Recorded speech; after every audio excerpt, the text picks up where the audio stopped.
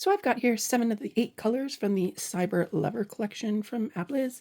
I had originally ordered the full set, but unfortunately there was a mix-up and I ended up with just 7 out of the 8 colors. So I'm going to do a quick swatch of them and see what they look like.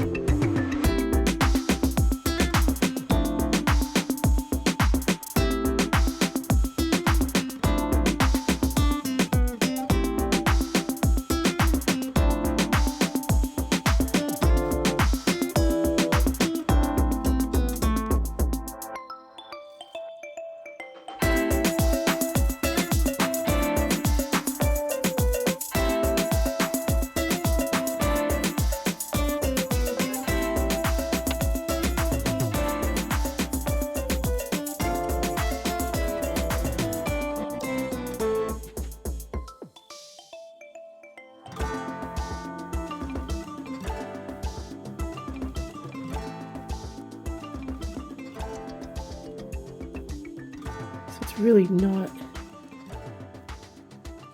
doing a great job at being consistent there. So here they are all swatched.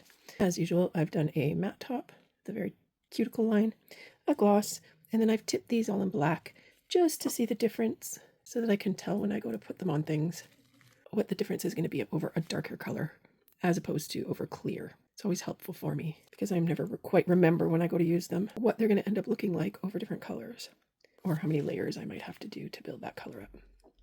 So they all seem to be a holo. These ones up here are a typical holo. They've got your concentrated holo goodness in there. These ones below are doing a bit of a holo effect, but they are just a glitter. So it's a glitter holo as opposed to a more full coverage fine holo. I gotta say the holos didn't impress me all that much. I have a few other holos from other companies and they're not Korean brands and I like them just fine. I think most of mine are Madame Glam and possibly Daily Charm. Can't remember who the other company is I have with holos, but these ones I didn't find applied all that great. I think my other ones might apply better when I'm using them. And I did really love these pastel colors and the holo effect that this glitter has. So I did find it a little sloppy to work with. The consistency really wasn't there. You had to mess around with it to move those glitters around. It did not apply as nicely as I would like, but the colors were really, really pretty. I think I need to add some yellow light in here.